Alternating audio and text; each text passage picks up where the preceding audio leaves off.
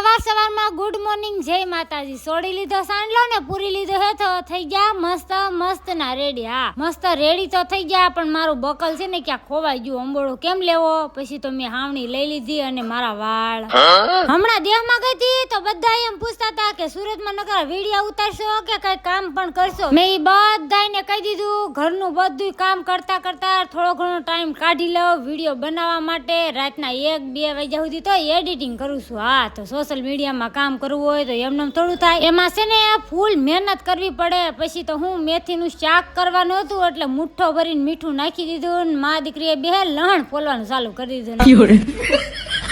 મા દીકરીએ બે લહણ ફોલ્યું ને તા તો મેથી બપાઈ ગઈ અને એની બધી પોતરી ઉખડી નાખી ને હારથી 4-5 પાણીએ ધોઈ નાખી। હા, શાક કડવું ન થાય ને એટલે। કાર્તિક નિખિલ ટીવી જોતા જોતા આવ્યા, મમ્મી લાય તારું અધૂરું લસણ પૂરું કરી દેવી।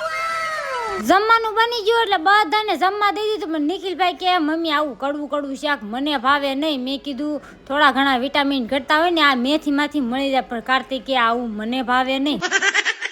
આજ કોમેન્ટમાં સોશિયલ મીડિયામાં કામ કરવું કોને ગમે? વિડીયો ગમે તો લાઈક અને સબસ્ક્રાઇબ।